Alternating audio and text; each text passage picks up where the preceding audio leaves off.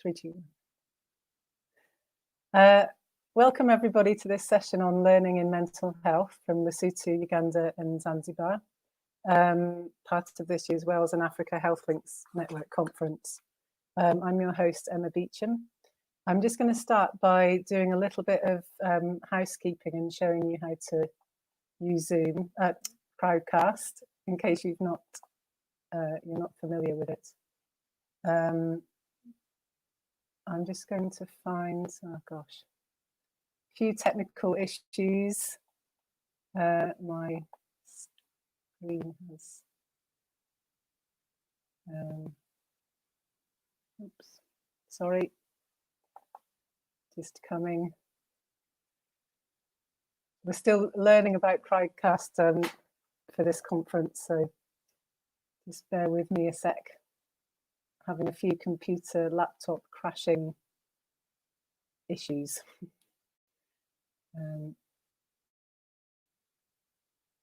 Should be with you in a minute. Basically, the housekeeping is just to say that the event's a webinar format, so it means that only panelists can share their microphones and a video. So all the other attendees are muted. So to contribute to the discussion or make a comment, you can use the chat box function on the right hand side of the window where it says say something nice. And I'm just going to, that's that.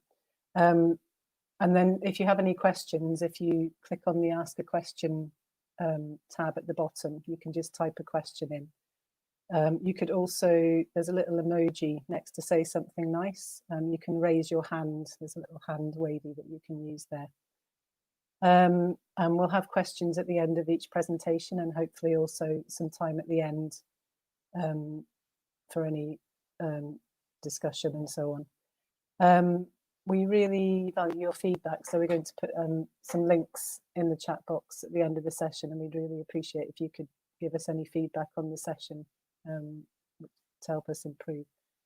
And just to, I guess it goes without saying, but just that any offensive language or behaviour or in the chat boxes or through the session will not be tolerated, so just be respectful and mindful of the experiences of others. I've got a slide on the agenda, but we've got 3 presentations from different experiences of learning in mental health. It's quite a packed session. Paul's going to do a brief introduction. Most of the sessions have been an hour, but we're going to take an hour and 20 minutes just to give everybody a chance to give their presentations and to have a bit of discussion. We may finish early, but that's what we're planning just now. Okay, so over to Paul. Thank you. Thanks, Emma. So, hi, everybody. Good to know you're out there. It's a little unfair. You can see me, but I can't see you. So I'm just going to imagine you making all sorts of different faces. And I'm very pleased to introduce this session on the hugely important topic of mental health, a topic that is often overlooked, both by countries, individuals, organizations. So the plan is I'm just going to give a little bit of an introductory chat, and then we'll move over and hear about 3 different experiences of working in mental health in sub-Saharan Africa. So mental health is certainly common, but often unrecognized, often unrecorded, and often neglected.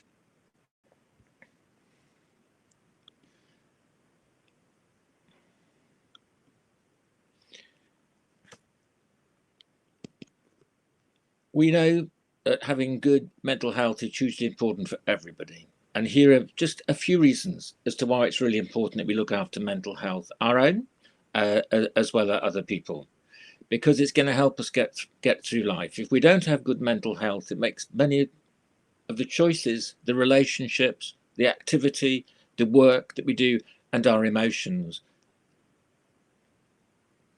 has very severe adverse effects, so we can't function as human beings.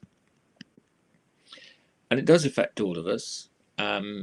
We know in healthcare, for example, that people with physical illnesses usually have high rates of mental health, and similarly, people who have mental health problems tend to have more physical illness. I think most of us know that when you look at somebody holistically, it's not possible always to separate out mental health from physical health. They're very, very closely bound up. But the impact of mental health can be really severe. Here you see one of the A4 flip charts that were produced at some of our training that we've been doing in Lesotho. And the impact is not just on the individual, but also on the family, the community, and society. And it involves a huge amount of just an inability to function. And that's the same wherever we are in the world. So although in different parts of the world, mental health issues may present in different ways and are influenced very much by cultural factors, the surprising thing, or perhaps not surprising thing, is that the nature of mental illness is remarkably similar wherever we are in the world. And the effects of mental health in the way that people are treated is considerable. And here again is another example of what people on our courses have come up with when looking and thinking about what is the impact on the individual and the way that they're treated in their societies. And you can see there's a huge amount of very, very negative things which will encourage people to become even more withdrawn, to want to move out of society, not get involved in life, not get involved in family life, not get involved with working. And the worst case is that they can be physically maltreated as well as mentally or socially maltreated. So we're going to talk a little bit today about the mental health gap, and particularly the WHO mental health gap. So what do we mean by the gap? The gap is the difference between the need and the resources put into mental health. And here you can see on this slide the very small proportion of the global health workforce that is working in mental health, and a very small amount of money that gets put into mental health as compared to physical illness. But there's a lot that we can do. I have been working in Lesotho, and over the few years that I've been going out and exploring about mental health and how we can help them, I've seen quite a change in the Ministry of Health in terms of their recognition of mental health. And here you can see some of the things that a very small department in a fairly small country are beginning to get going in terms of improving the mental health of their population. So we go right back to 2008. The current director of the WHO, Dr. Margaret began to recognise this huge gap in mental health provision, and recognise that it's 14% of the global health burden, and that hasn't changed. How it interferes with social and family life, but how it can be delivered, how mental health care can be delivered by non-specialist healthcare providers. In Lesotho, there are no psychiatrists, and we hear later on today that in other countries there are very, very few psychiatrists. Not that we need lots of psychiatrists to manage mental health, but there's also a low number of nurses, social workers, psychologists, etc., involved in the provision of mental health care. And her feeling was, we don't need to be training a whole load of specialists in whatever profession, but that we can look to our generalists, our primary care practitioners to deliver. And so they created a 2013 to 20 plan. Sadly, I think in 2020, we're probably not achieving anything like what she may have hoped we would achieve in 2020. But she noticed that there had to be a change at all levels, right at the top in terms of governance and leadership, having the strategies, the support, the policies, good information systems, so we actually have some idea of how many people have mental illness. We're getting increasingly good information about how many people have heart disease or how many people have TB or HIV, but on the whole, the records for mental health are much poorer. So they introduced the mhGAP program, launched in 2008 and been updated a few years ago. And this very much stresses that the delivery of mental health care can largely be done by people in the front line, not people in institutions.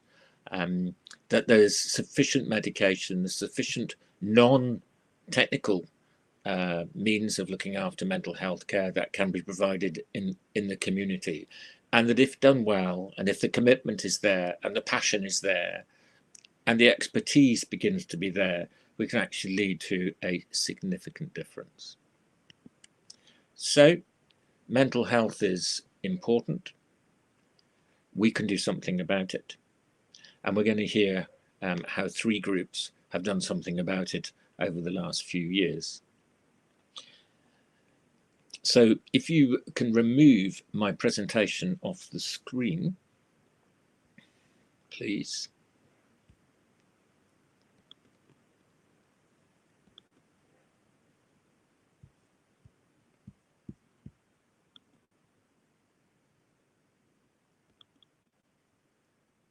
Sorry about this. This takes a little bit of time.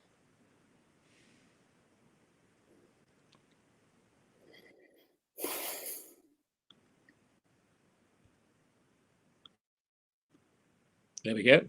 So I'm very pleased to introduce you to Isabel Hargreaves, who's part of the Betsy Cootin Inc. and has also been working in Donald Cymru on teaching the mental health gap program in Lesotho. Isabel. Thank you.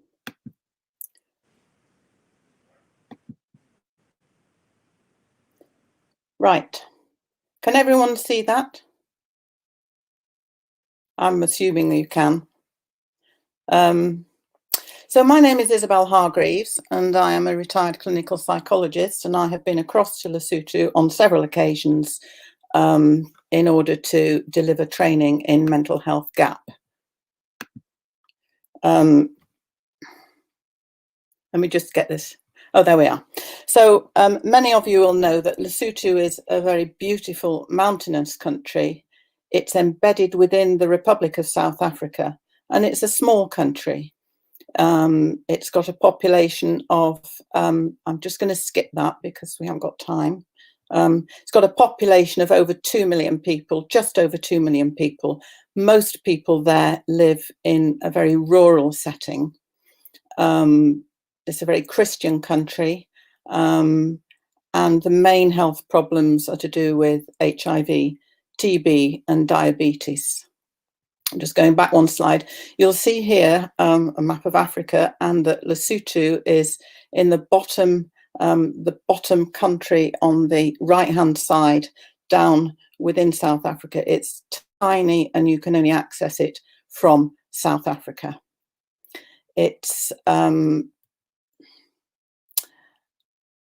above, it's quite an elevated country, so there's no problems when you're going there with malaria and mosquitoes, which is quite good.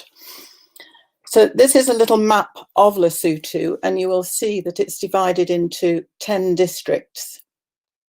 So between the Dolan Cymru Health Alliance and the Betsy Cootin Health Partnership, we've delivered training in mental health gap in Tabaseka, Gilbey, Maseru, and Cooting, and that would be to a range of health professionals, mental health nurses, mental health nurse students, public health nurses, junior doctors, doctors in training, amongst, and importantly, village health clinic nurses. Now, each of these districts will have a district general hospital, which will do non-specialist care, but they're also populated with village health clinics. For example, in Cooting, there's 10 or 11 of these clinics, serving 6,000 to 10,000 population. And these clinics are staffed by general trained nurses.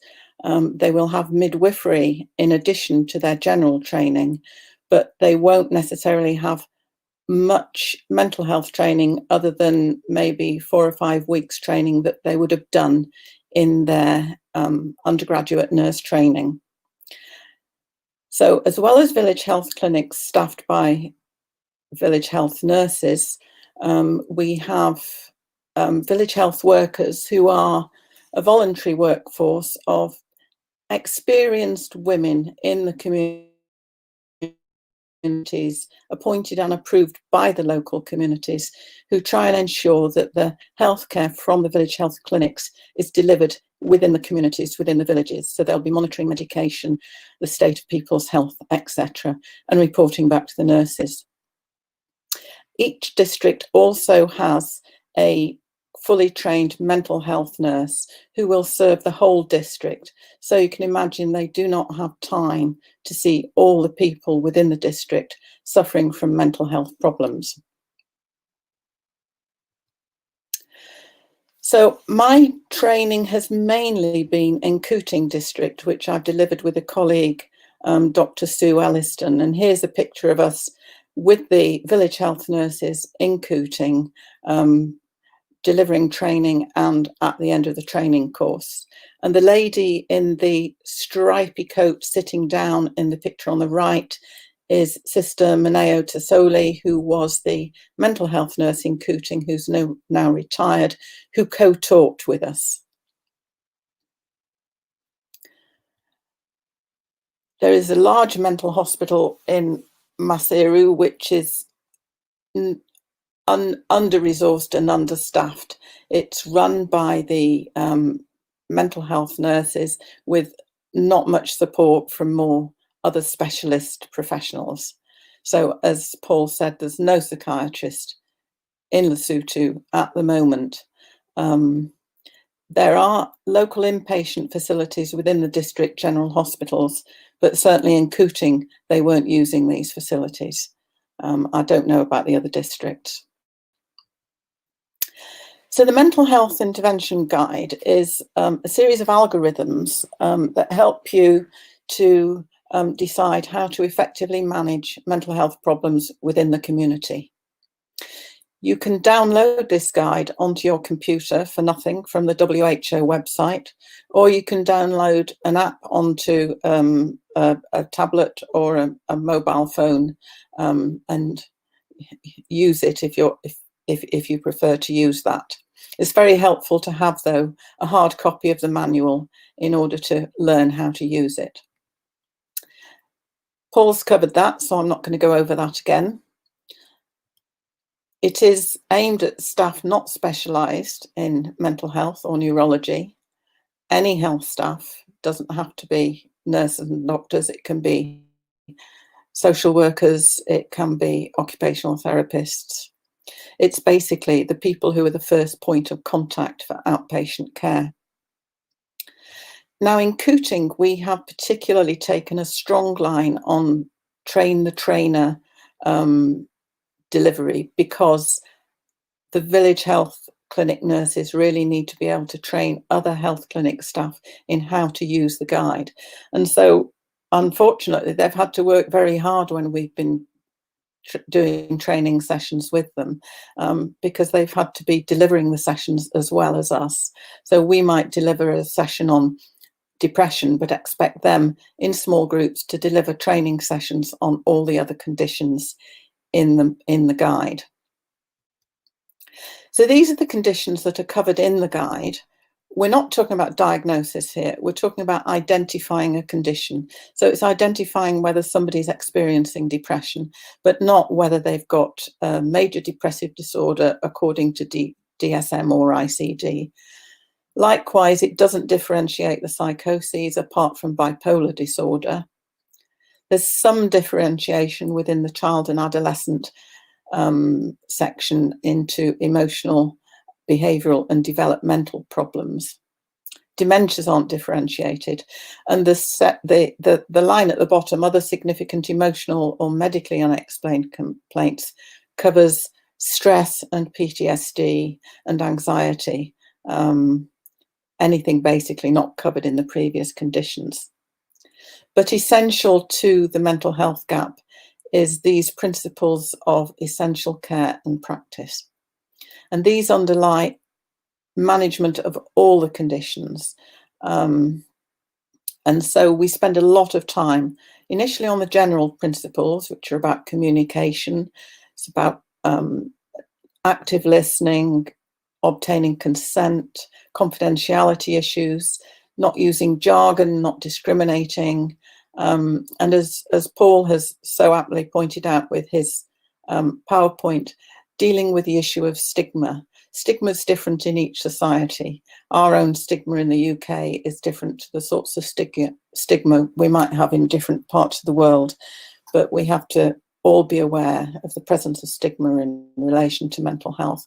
So we do a lot of work on those two general principles. And then the principles of care that run across approach to all those conditions. So physical health, we don't have to teach the nurses about that. But in terms of assessing mental health, we develop with them what would be an appropriate history taking, what they need to know about before they can go to the guide and work out which of those conditions there that the person that is presenting the complaint might be experiencing. And then once you decided which condition it is, then you go on to the management issue. Now, there are a whole load of management strategies that people can use. They're not medical model based, they're very much community based. So it might be some psychoeducational work about the condition and the possible ways to deal with it. There's some psychosocial work. There's promoting good, healthy lifestyles. There's promoting educational and employment practices. And there's also a lot of work on, especially in the second edition of the manual, on planning follow-up for the condition, so that it trains you on what to do when you're following up on how the person has been after you've put in your initial, if you like, management strategy. There's a lot to get into this 10 minutes, so I think I'm probably at my limit now. This is very much reiterating what Paul has said, so I think I've got a lot more to say, but I'm going to finish there and wait for some questions later on. So thank you very much. Thank you, Isabel, and I'm sorry you cut short there, but it does give an opportunity for a question or two. I don't think there's anything in the question box at the moment, but can I ask you a question perhaps to start things off? Because sometimes it's really difficult to know, isn't it, what effect our training has on the communities we serve. So let me ask you, what do you think is the most significant change that may have come out of that training? In Lesotho in particular, do you mean? Yes, I think so. Yeah. Well, I think possibly it might be to do with giving staff the confidence that they can actually do something positive and helpful for people presenting in clinic with mental health problems. And perhaps part of that is to do with removing the stigma and enabling them to see that there is a route through that they can use to help the person with the problem, and particularly perhaps using the guide. And we've encouraged them to sit there flipping over the pages in front of them, not to try and think they've got to do it from memory, in order to encourage them to attempt to help people with mental health problems. We do know, we did do a bit of quick and dirty research with some of the mental health nurse students who were on placement in Cooting and did actually cover all the clinics in their placements, and they managed to identify that just over 50% of the clinics were actually using the guides with clients. They also identified what the barriers to that might be as well, which will be useful for future work.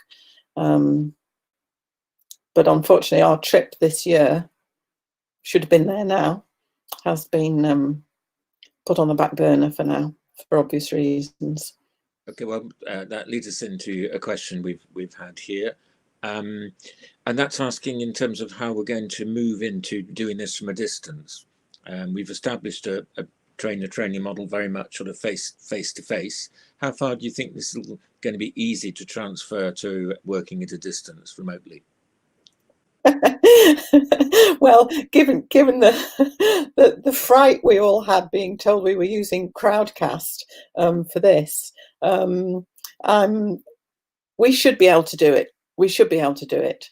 I think it's always easier for us to go somewhere, stay the night, spend a few days in a different venue learning about something, when you're perhaps trying to find time within a busy working day to get on the internet, perhaps use your own data that you've paid for on your own phone in order to tap into a training session, might be more challenging for us.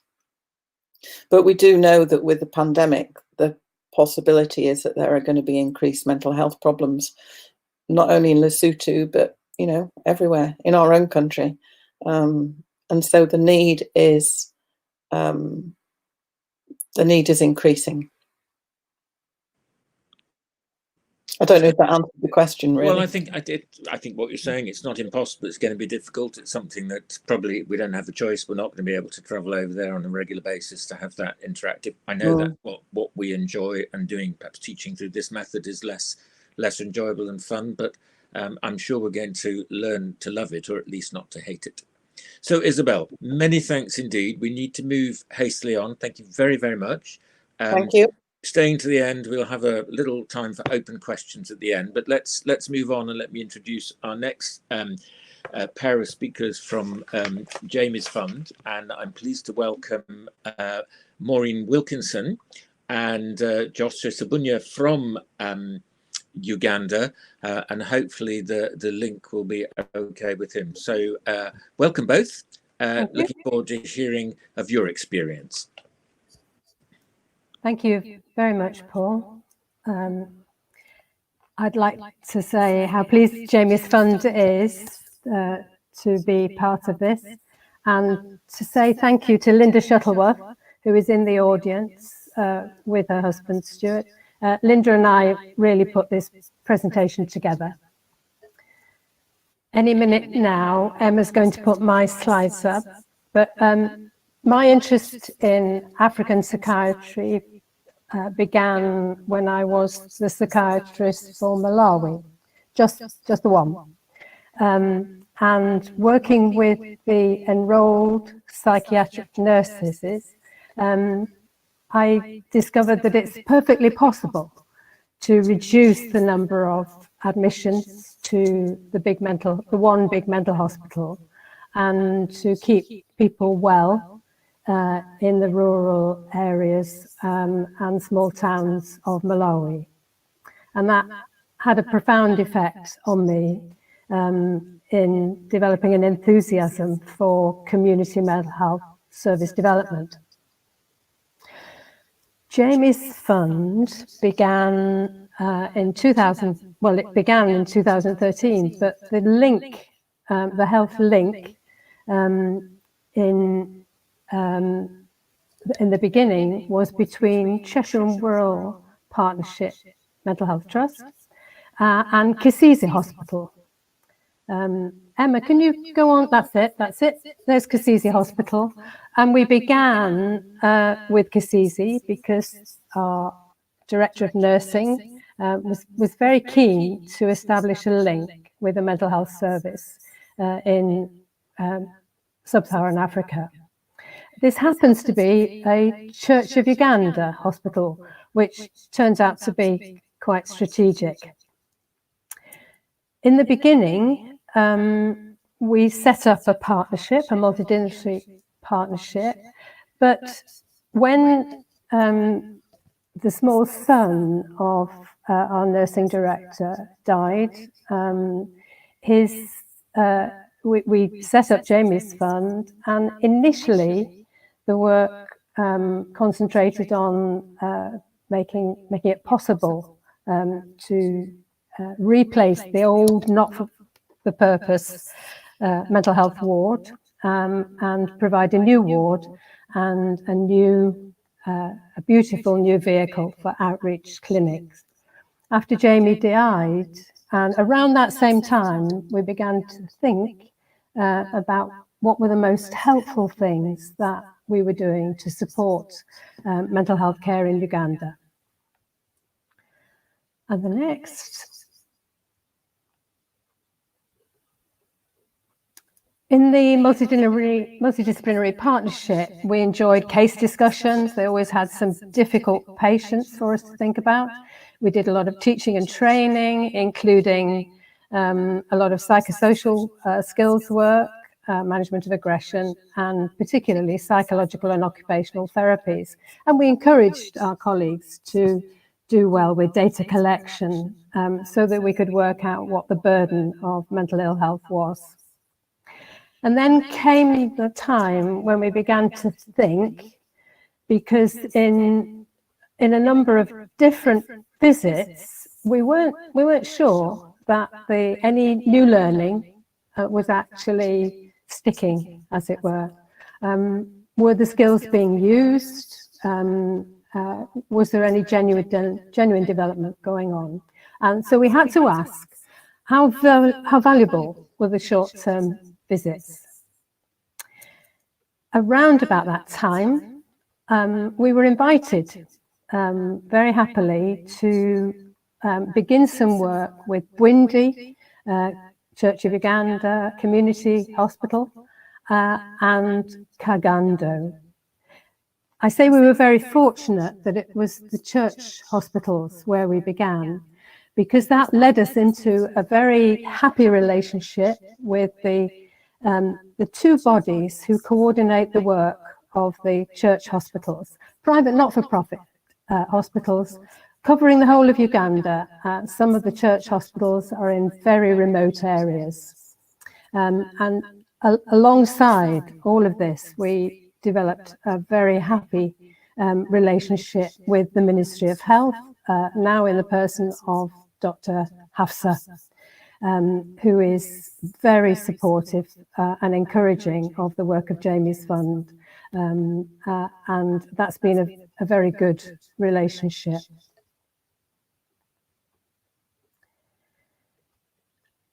One of the keys to success in developing a really good community mental health service, as you've heard from Isabel, is to be able to reach the healthcare workers who are in the remote areas, who are in the rural districts, out in those health centres, as close as possible to where the people are. And this is where our development with mhGAP came in.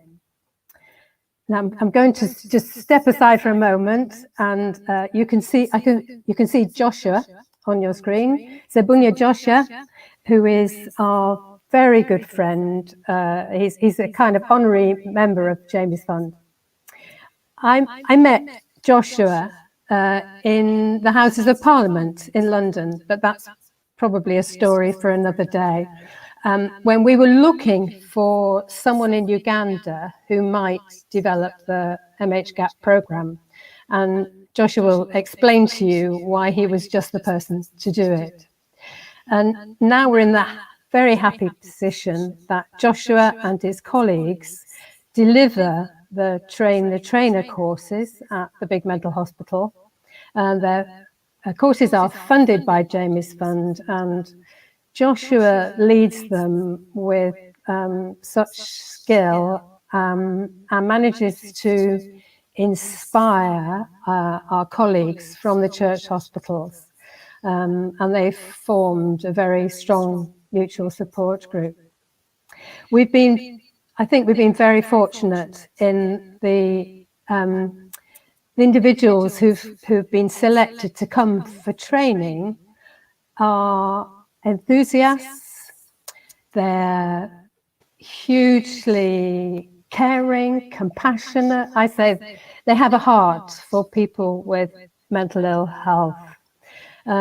We brought them for a CPD meeting, 31 of them. Again, Joshua helped us tremendously with the organisation and development of that CPD. We discovered that many of these wonderful folk had had no training since qualifying 10 years before. Now, some of them were psychiatric clinical officers, just a few. A few were psychiatric nurses. One or two had no mental health training, but they did have that big heart for people with mental illness and neurological disorders. We think this has been really important because Isabel talked about the stigma, and it's something that's very obvious to all of us working in mental health, wherever you go in the world.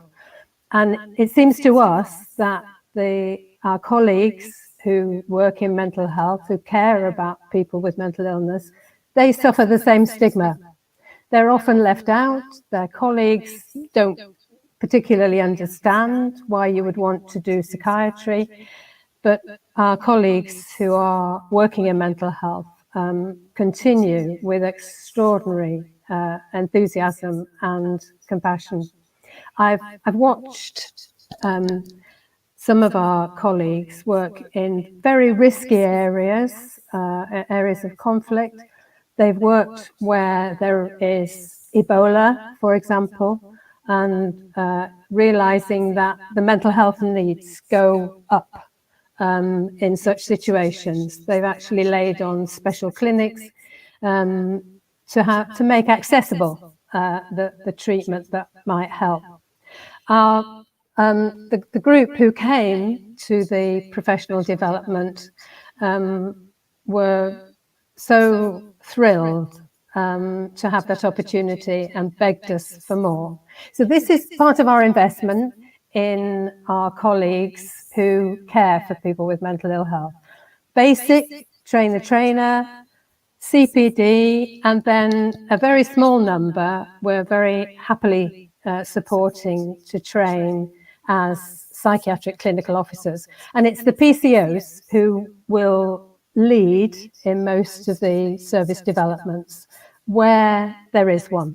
There might not be a PCO, but often it'll be a psychiatric nurse, if not. I'm going to hand over now to my very good friend Joshua, because he's the one who does all the work in Uganda, which is why we don't have to panic too much since COVID arrived, because Joshua's still there, even though we can't get to Uganda.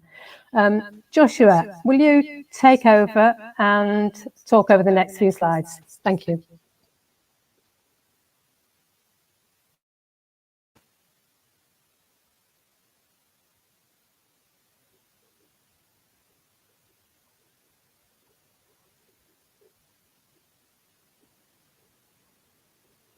At the moment, we're not hearing you, Joshua. The people behind the scenes may be able to help out.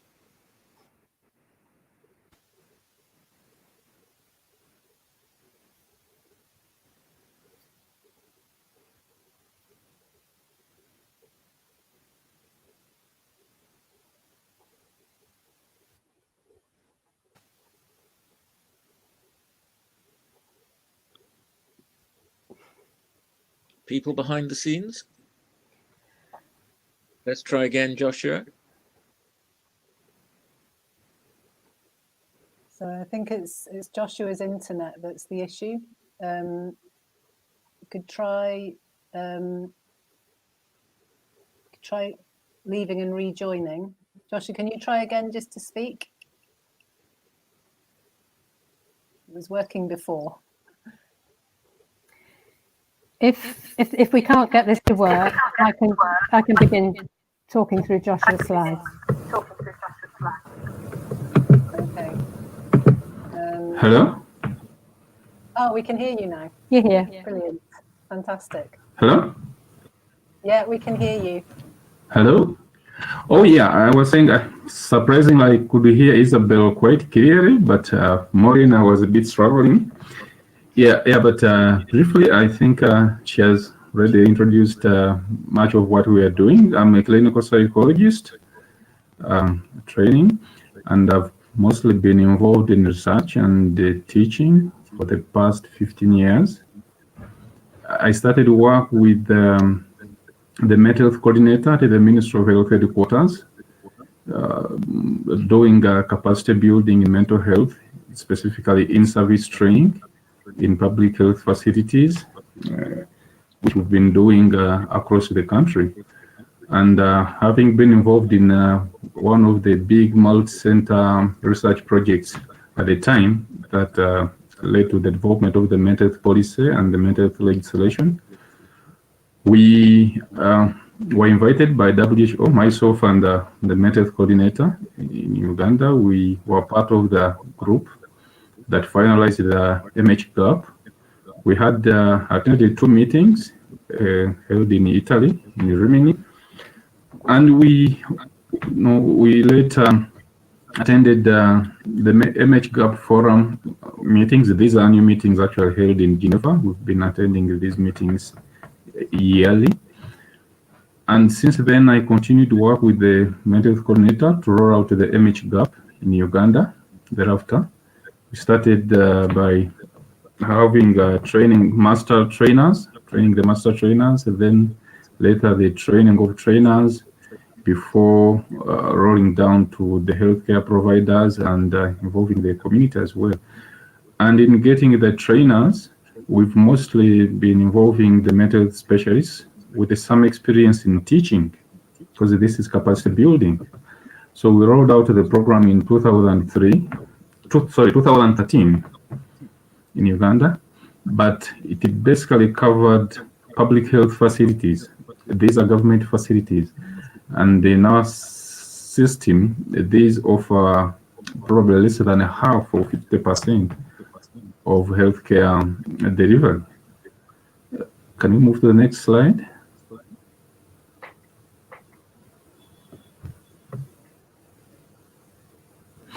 Yes. So in rolling out the mhGAP, we've paid keen interest in building the interest and changing the attitude of the health workers. We realize that these are very crucial as regards capacity building, because once we do not build the interest or the attitude hasn't changed, certainly the practice will not change. So we paid a lot of attention to those key aspects. And in selecting the trainees for the mhGAP training, we've often tried to be passive, identifying those who may have interest. Sometimes they may be mental professionals themselves, but not having health workers who attend simply because they've been asked to attend or they're invited. So we mostly look for people who will do the work thereafter, so that we can have a multiplier effect. So emphasis has really been on adopting a style that will build interest and facilitate change. Yeah, we used the mhGAP. As you all know, the mhGAP is a program that has a number of materials and interventions. mhGAP IEG is just one of them. So we used these materials, including the slides, that we found very useful because they are precise, they are user-friendly, compared to some other materials that we had used before. We had a number of other materials and training manuals for mental health trainings. But the mhGAP in particular, ever since we rolled it out, we found it very, very useful and precise. Next.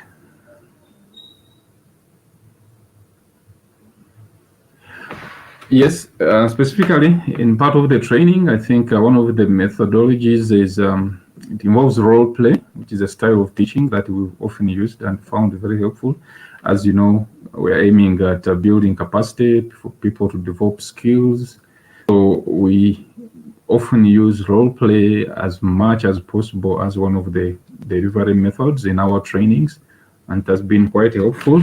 In the picture there, you see one of the colleagues is actually a psychiatrist, and the patient down in the role play, who is an epileptic patient, was a senior nursing officer. So he was being attended to as a patient having experienced a seizure. Move on.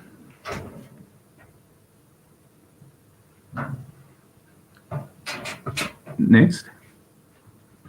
Yes, and as Maureen has put it, I think Jamie's fund is mostly working with faith-based or church-based health facilities, specifically private, not-for-profit facilities. And these account for a substantial percentage of the health facilities in the country in providing significant frontline health services. And yet the rolling out of the mhGAP program under the Ministry of Health specifically targeted government health facilities, leaving out the PNFPs.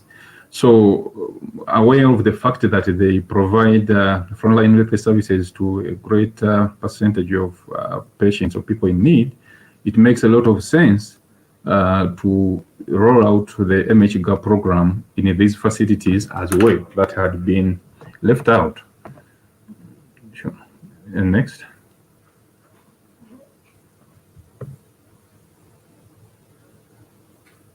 Hello. Yeah, and as our work continues, we are continuing to train more health workers. We do the training of trainers, then they do the training in their respective facilities. So we are rolling out the training in other partner hospitals with the James Fund. And we're also currently preparing to conduct an evaluation to assess the impact of the training so far in the health facilities that have been covered. We are doing this. We are also adopting the mhGAP community toolkit. We are finalizing and designing one that should be used for training non-health providers in the community. This is also work in progress under James Fund. I think I hand over to Maureen to conclude. Joshua, I'm going to run through very briefly the James Fund model. We're helping to create a vision of community focused mental health services, building a relationship with the leadership of the faith-based hospital teams, supporting, as you've heard, our Ugandan colleagues to deliver the teaching and services by the several layers, the mental health gap training, CPD, and the professional capacity building. A recent development has been that we've been able to support the development of skills in interpersonal therapy. One of the hospitals we support asked if this would be a possibility, as they had some colleagues who could help to deliver the training, and we were delighted to be able to do that. Some of our younger colleagues are also developing further specialist skills. And we try and support the practical needs, for example, motorbikes, laptops, etc., to be able to take the service to where the people are. If I learned anything in Malawi, you have to go to where they are, because people with psychosis will be regarded as demon-possessed and they will be hidden away. And we've found many patients who are actually hidden away. No, stay with that slide, please. Thank you. So one of the key things is to go to where the people are, and that might be where thousands of them are in churches on Sunday. So you go and tell them there is the possibility of treatment. Or you go out to those rural clinics, work with the staff there, and then you discover these two people, for example. Okay, next slide, thank you. And on. This is Rahab, who was incarcerated at home with her mental illness for many years, probably about 10 years. And this is how she looked when we first met her. And then as the team engaged with her, began to work with her to enable her to accept treatment for her psychotic illness, we found a woman whose life was transformed. Next. That's Rahab on the left, and then in the center, in the doorway on the right, the next time we saw her. And the next slide. And James was first mentally ill in his late 20s, and we found him having spent about 15 years in this one room, and he was, as you see him here. And James was very thought disordered when I met him, very confused, but he did say one thing clearly. He said, "Get me an injection." So we did. But we also gave him a relationship with the local team from the church hospital. And when I next met James, James walked out into the sunshine and told me very clearly about his hopes and dreams for the future. These are transformed lives. And the next.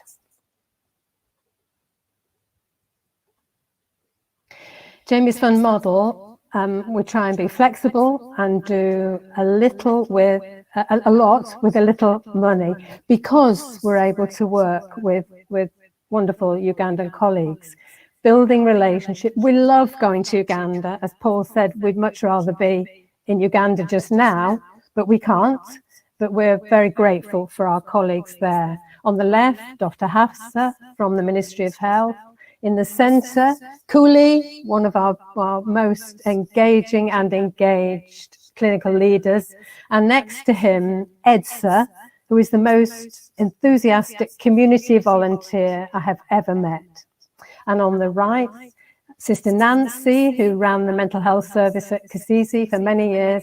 And next to her is Granny, a patient's grandmother, a vital resource amongst all the families that we've met.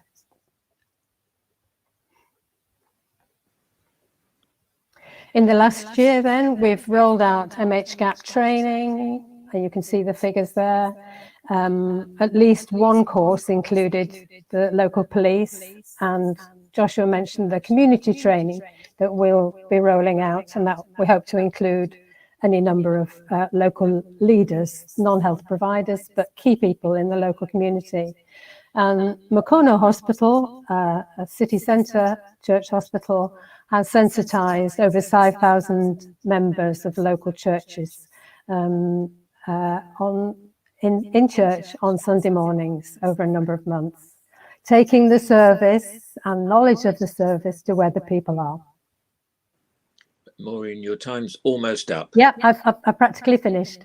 This is simply to mention that Uganda has faced not only all the issues we've been thinking about in terms of mental health, but COVID, locusts, serious floods, and the impact of lockdown. Very serious. And the next.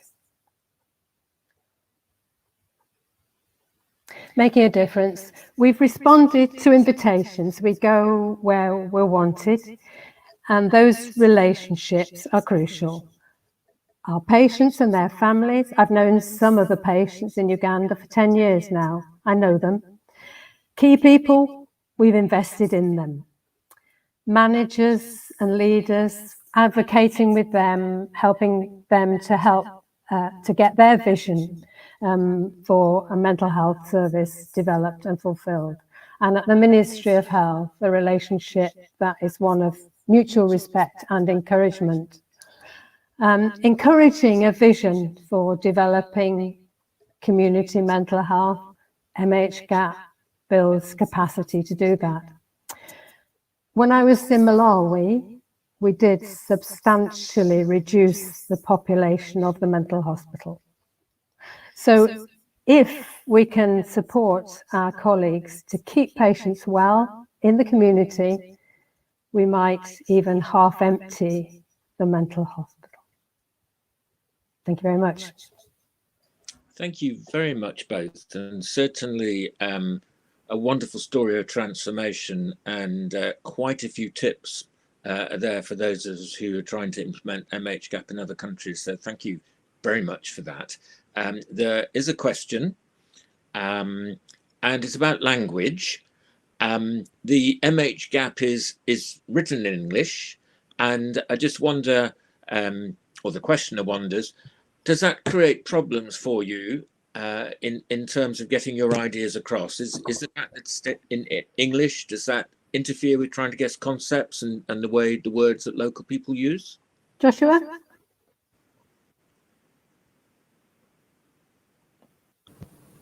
Hello? Yeah, you certainly know English is the official language in Uganda. So precisely, we've not had problems with the language in the community. at least everyone who has gone to school is able to speak, understand English. Yeah. English is the language of education and business, and it hasn't really been a problem. Yeah. Thank you. And one other question in terms of mhGAP training, how important is the manual? And have you had any difficulty accessing copies of the manual? Did you print them yourself, or did you purchase them? Joshua? Sorry? I didn't get you clearly. I was wondering the importance of the manual itself. I think in one of your photographs we saw students sitting there with the manual in front of them.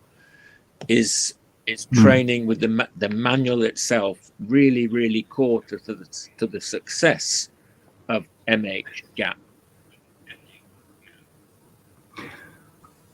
I'm not sure whether I've really got the question. You're asking whether it is really important training with the manual? Yes, because often in training in mental health, we teach a curriculum, we try to share knowledge, whereas with the mhGAP, it's about training individuals to use algorithms and not necessarily to hold on to a huge amount of knowledge themselves.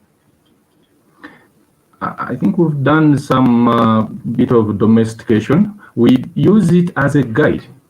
We emphasize acquiring knowledge.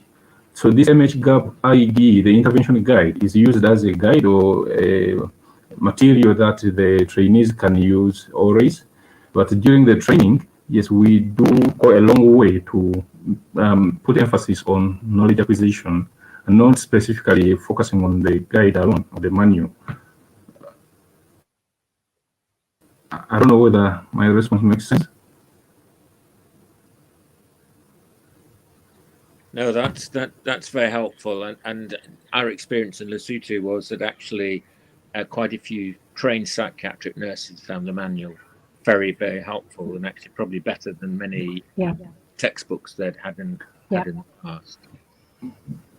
So thank you very much. Because it is quite simplified, and it comes with the chart, the master chart as well. So they really make life a little easier than these other manuals. And seeing the master chart up in clinic rooms is quite a nice sign of success, I guess. Yeah.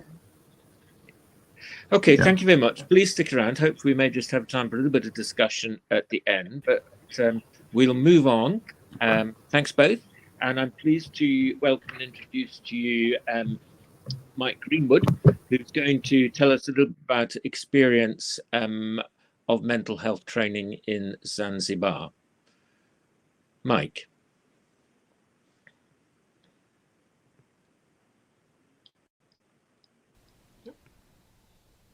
Hello. So I'm just going to find my screen.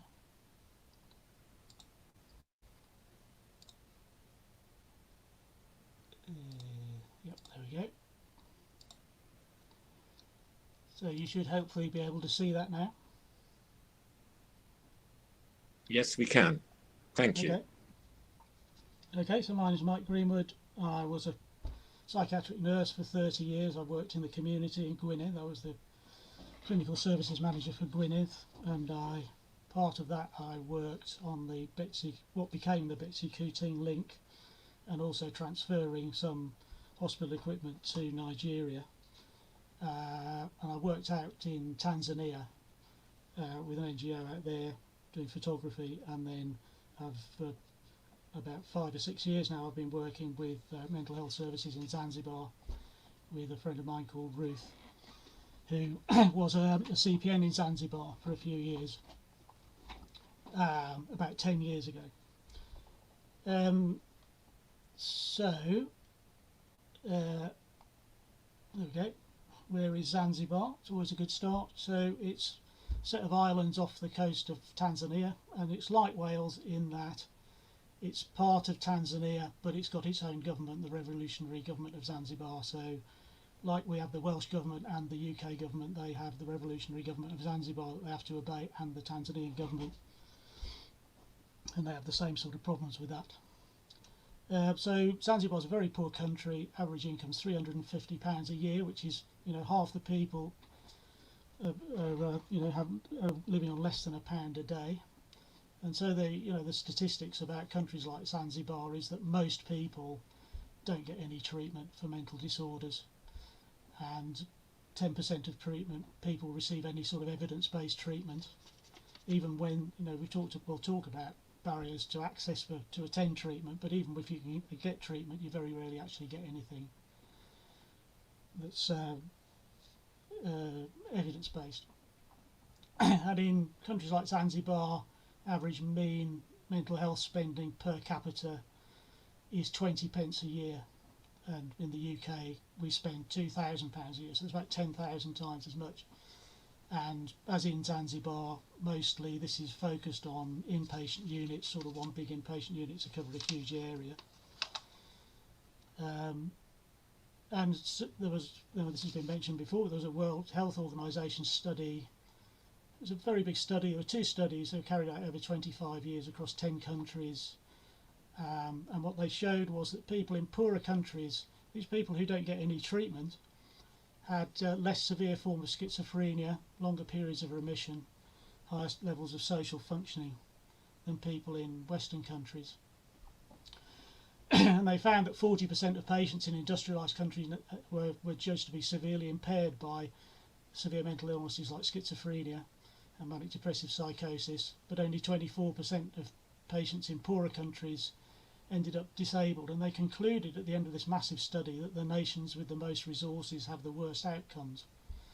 And it's a sort of very interesting thing, that we look at from our point of view. And one of the other sessions we were talking about sort of Wales for Africa instead of Wales with Africa, But actually, maybe there's something we can learn from them, because even though they don't spend the money, there's something they're doing which is working out better than what we're doing. And there's a lot, I can talk about this for hours, but I've only got 10 minutes. And there's some research that's been done by somebody we know in Zanzibar City, which is worth looking at. But in Zanzibar, as I said, the Ministry of Health, we meet them every time we go out there. We meet the minister and talk about what they're doing. They're based in this one big hospital. There's a male and a female ward and a locked ward, and a methadone clinic because they have a lot of drug problems there. But it's fairly basic sort of, this is the female ward.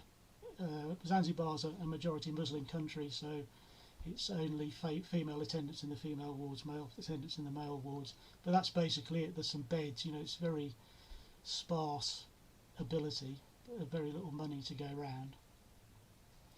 So what we're doing, which Ruth started 10 years ago, is I'll talk about each one of these in turn. So we're supporting primary healthcare clinics in rural areas to make sure people can get local treatment for their mental health problems and with epilepsy.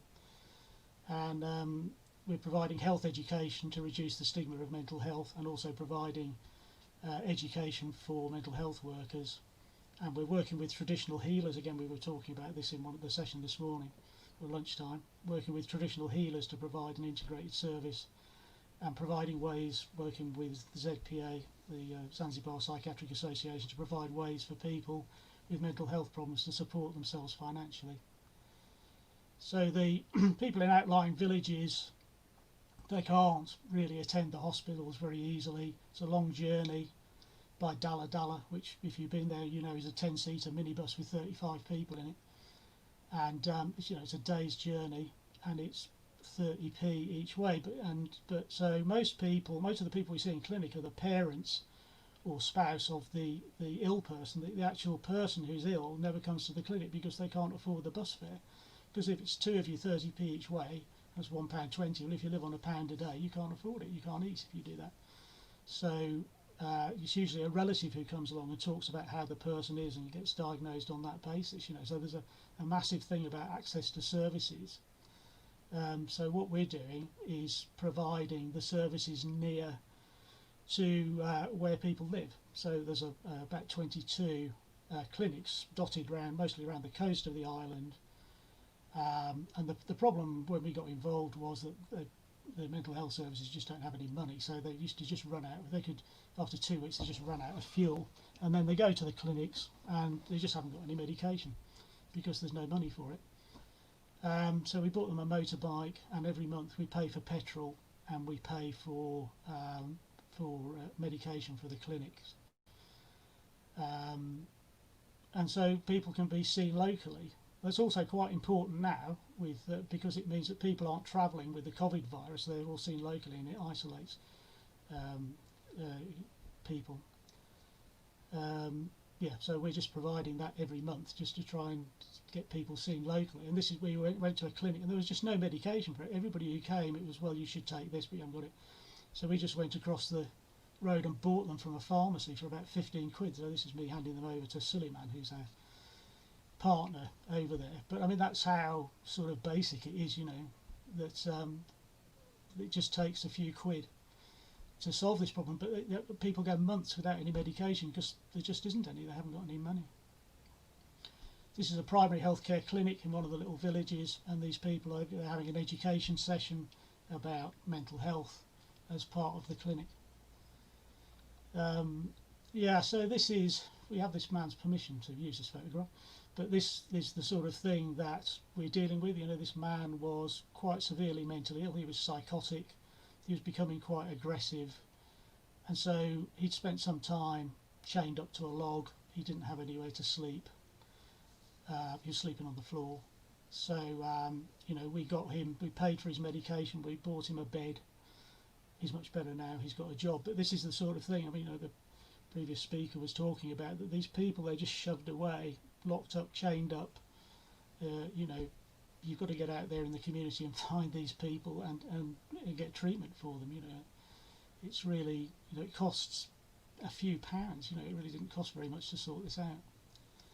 And also epilepsy is included in this neurological conditions, possibly because of the belief in possession by spirits, but they're all lumped together.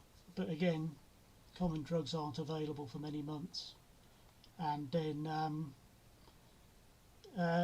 you know, kids can't go to school and so on. We have people who, you know, they have fits and fall into the fire because they're cooking on an open fire and so on. This is the bike. It says Zanzibar Mental Health Chamber on it. That we paid for them. They go out to the clinics. Yeah, so we have to work with the local, you know, because the mental health team is, we've got this idea about medicine and about illnesses and so on, but the local people believe in spirits possessing people and going through a traditional healer. And people face a lot of discrimination through mental health, but what people do is they will always go to a traditional healer first, and they very rarely actually come to mental health services. So yeah, so this is the things we've got out of sequence. So this is teaching school kids about mental health to reduce stigma, which is one of the things that we're doing. So getting in there early and teaching kids about mental health, you know, at an early age, so that they understand what the problems are and understand what it is, you know, and that it's not, you know, a thing to be stigmatized. So most people go to traditional healers, and there's a number of rituals that these people perform, and some of them are, you know, it's a majority Muslim country, so some of them are involved with the Quran, and you know, they write sentences on the inside of a cup and dissolve it, and then so you're literally drinking the words of the Quran. And also they make sort of tea from roots, and these are the roots, and you can see here there's a little bottle of sort of henna ink, and they wrap the roots up in the newspaper and write verses on it with the henna ink. And this is you know, the treatment that most people go for. But interestingly, in Zanzibar, traditional healers are regulated by the government, and to be a traditional healer you have to be qualified, and you have to work in a clinic like this, and there's a set fee that you can charge for any particular thing that you do. So it's actually very closely regulated by the government. But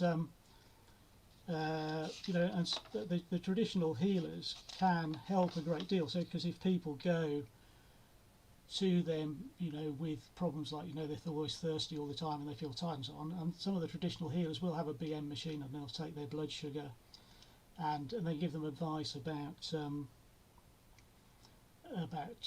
know, their diet and so on, and being careful about eating sugar and whatnot to control diabetes.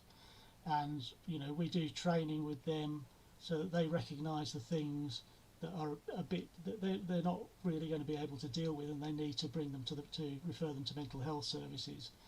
You know, and the other things that we're doing is that the people who are the mental health, the big mental hospital is stuck.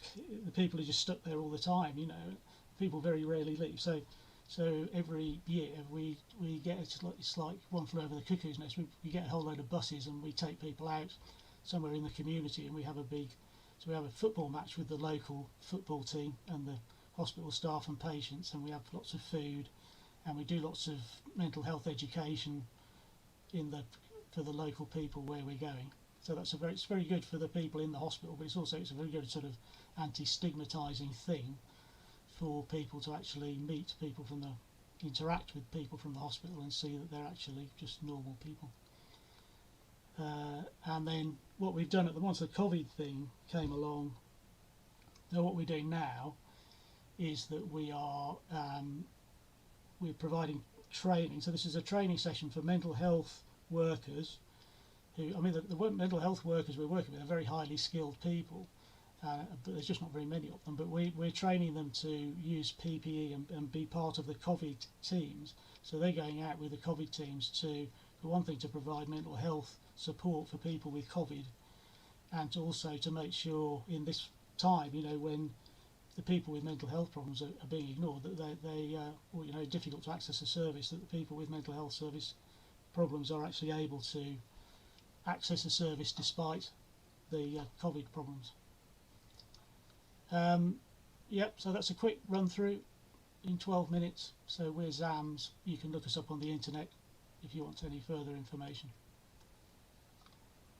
Mike, many thanks indeed. And I think two things I would take from that. You're working with the traditional healers and how you manage to get engaged with them, and recognizing how important that is, and also the importance of not just working with health professionals, but also engaging with the community and changing attitudes in the community.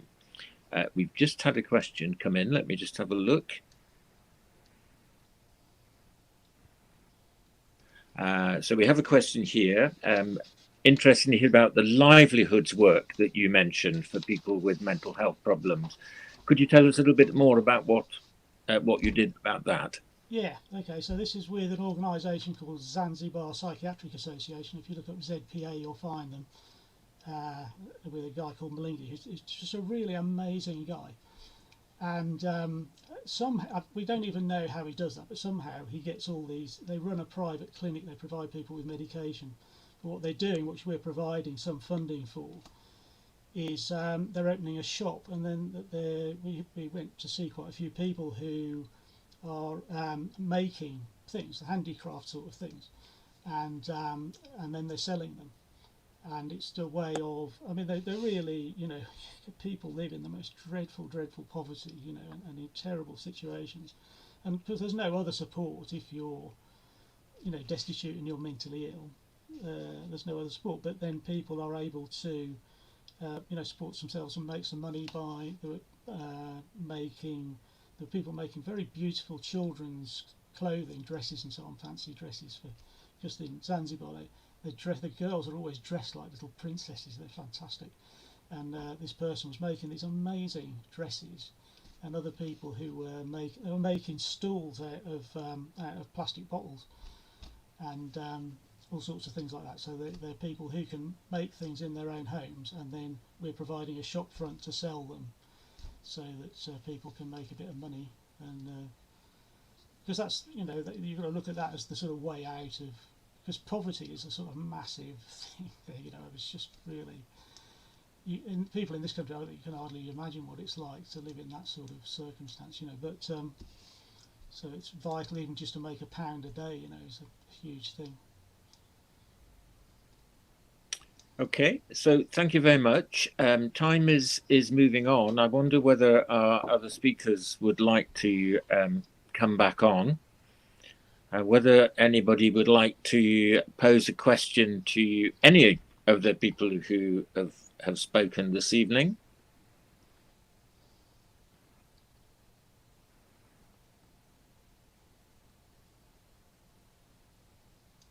Not as yet. Well, let me ask one. I think until recently, our own mental health services have been very much on the medical model, very perhaps drug orientated, or as you use the word incarceration, let's use the words social isolation to keep our Welsh people happy.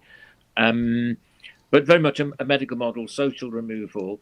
And now we move much more into obviously psychological treatments and social treatments and social prescribing.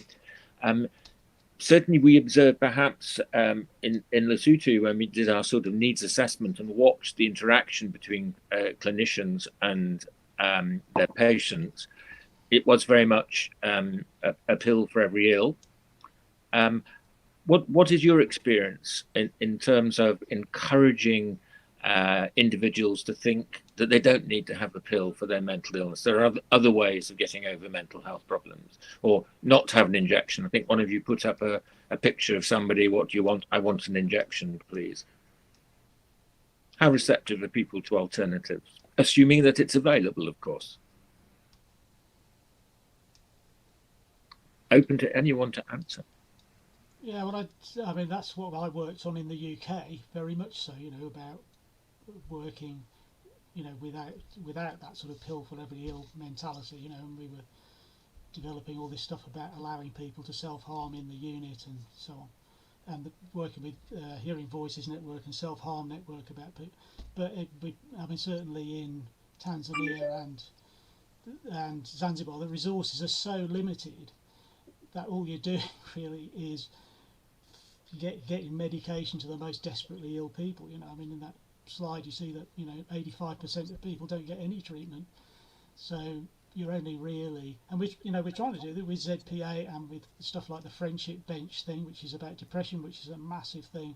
You know, somebody commits suicide every 40 seconds worldwide. It's a huge death toll. And so stuff like friendship bench, which I presume people know about, you know, which is literally a bench where people can go and sit and there's volunteers who will go and talk to them. And, you know, as mentioned before, you know, getting men to talk about mental health problems particularly, you know, because in this, young men, suicide is one of the biggest killers in this country, isn't it? You know, so it's trying to introduce those sorts of things. But certainly I find that, you know, the working with the mental health team, it is very medically, it's just trying to get people medication because that's all we can do. And then the voluntary organisations like ZPA, we're trying to do all the other stuff.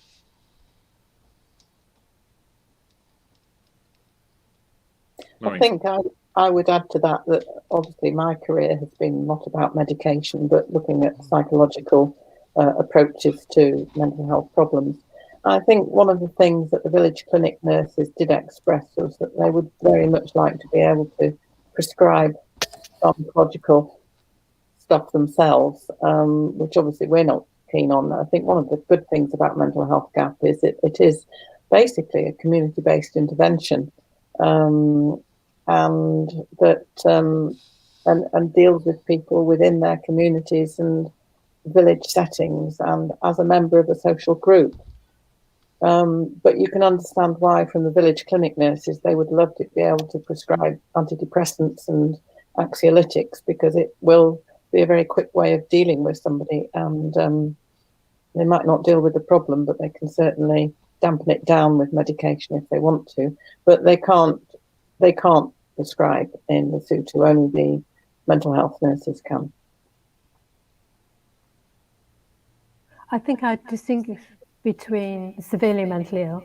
For example, James, locked away for 15 years, had schizophrenia, and it would have been impossible for him to have psychotherapy because he was totally thought disordered. Yeah.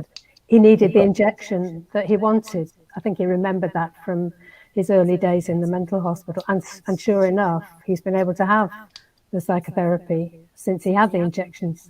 I agree that it's far preferable to be able to offer psychotherapy, preferably delivered in the community by the least qualified people who can be trained to do it.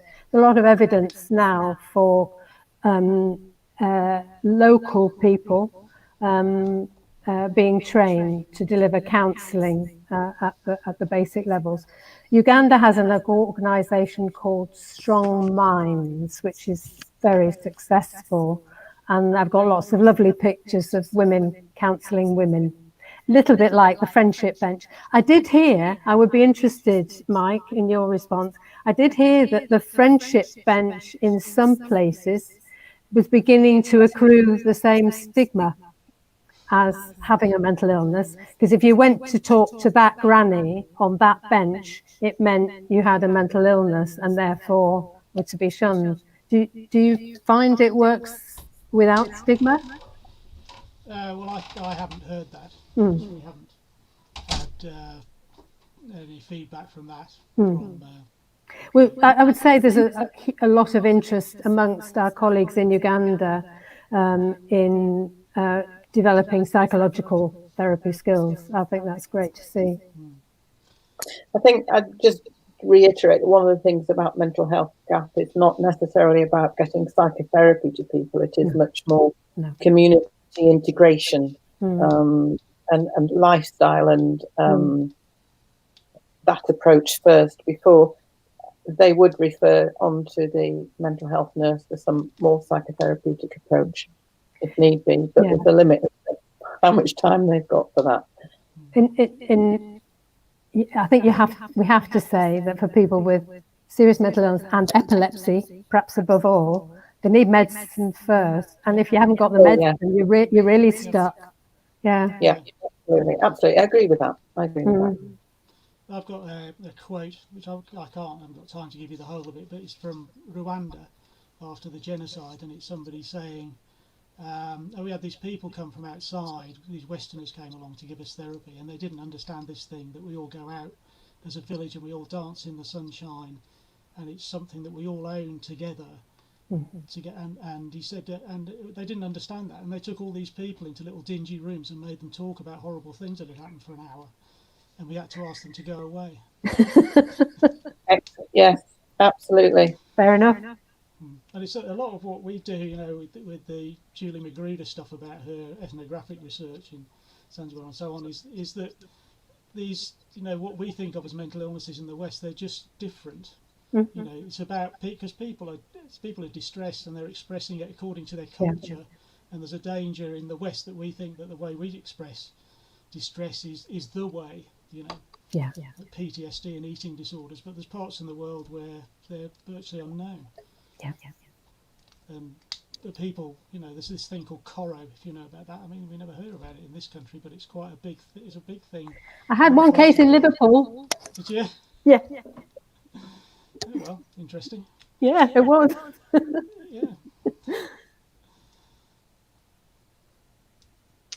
Okay, guys. Well, I think our time is almost up. So can I first of all thank you very, very much for giving your time and your experience. And I think a lot of really interesting things have cropped up there about how we relate to traditional healers, how we need to reach out to people who are interested in mental health rather than just encouraging people to come along to learn because it's just something to do, about how we probably do have to focus on the medical model to some extent to start off with, to win over hearts and minds and show that we have something realistic to offer. The importance of trying to address stigma, because if people don't come forward, how can we give them the chance to be treated, and the involvement of the whole community so that they begin to understand what mental illness is. And increasingly, as I think Isabel was hinting, use the community as part of the therapy as time goes on, that actually the families can do an awful lot and be supportive. And I think one other thing that I'd like to throw in that we've learned is also about looking after your health professionals. I had a conversation with our director of nursing in Lesotho and at the level of government, and said we were struggling really to get sustainable change in mental health. And she came back and said, you know, until health practitioners began to examine themselves and understand their own health and understand their mental health, it's very difficult to expect them to understand other people's mental health, which I thought was an interesting perspective and a barrier that I don't think we'd necessarily identified. So thanks for helping us stress how important mental health is. I think all of us who are listening in have a role to play in addressing the stigma, stressing how important mental health, and it's equally important to physical health. So in all our dealings with organisations, individual communities, promote the cause of mental health. So on your behalf, can I thank Isabel, Maureen, Joshua? I'm sorry Joshua's no longer with us, but please do pass on our thanks to him for joining and contributing. Mike. Thanks to Emma, who's now suddenly appeared on our screen, and also Peter Gilbey, who none of you see at any of these meetings, but actually is there to make sure that pictures appear, sound appears, and we don't lose complete track of the presentation. So thank you all. Hub Cymru Africa has been instrumental in getting these series of talks, discussions, presentations, experiences together. I think it's worked pretty well. We haven't had as many people as face-to-face, but we've had a lot of people contributing. Thank you for your questions. I hope you felt involved, even though we can't see you. So thanks to our speakers. It's been great to have you with us. Emma. Thank you. Yeah, just again to say thank you. Fantastic session, really interesting. And just to reiterate, if people could fill in the feedback, that would be really useful for us. And just as you mentioned, Peter's in the background sending me messages. He's said it's World Mental Health Day on Saturday. So there's information on the WHO website about a call to action on that, about resources. So yeah, thank you very much. Really interesting. And I'm going to end there. Thank you. Thank you.